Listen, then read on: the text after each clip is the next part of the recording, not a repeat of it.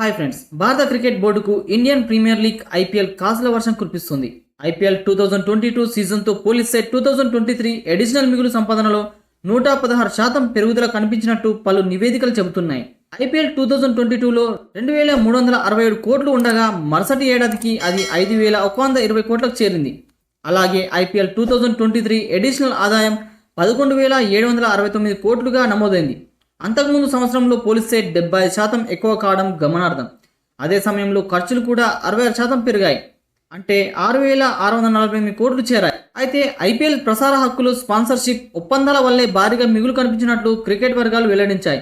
2023-27 season కోసం media హక్కుల ద్వారా 48,390 కోట్లు బీసీసీఐకి వచ్చాయి.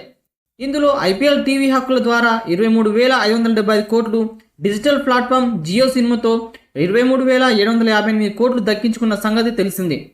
ఐపీఎల్ టైటిల్ స్పాన్సర్స్ హక్కును టాటా సన్స్ 2,500 కోట్లకు తీసుకుంది. అలాగే ఐపీఎల్ 2025 సీజన్ కోసం మెగా వేలం నిర్వహించేందుకు బీసీసీఐ సన్నాహాలు చేస్తుంది. అయితే అంతకుముందు ఆటగాళ్ల రిటెన్షన్ రూల్పై ఒక స్పష్టత ఇవ్వాల్సిన అవసరం ఉంది. కొనుగోలుదారులు 6 ప్లేయర్లను తమ వద్దే అట్టిపెట్టుకునేలా బీసీసీఐ ఎదుట ప్రతిపాదనలు పెట్టినట్లు వార్తలు వచ్చాయి. సీజన్కు ముందే కొనుగోలుదారులే ఆయా ప్లేయర్లను మార్చుకునే వెలుసుబాటు ఇందుకు బోర్డు కూడా సుముఖంగా ఉన్నట్లు తెలుస్తోంది. మరికొన్ని కొనుగోలుదారులు మెగా వేలం వద్దు అని కూడా కోరినట్లు సమాచారం.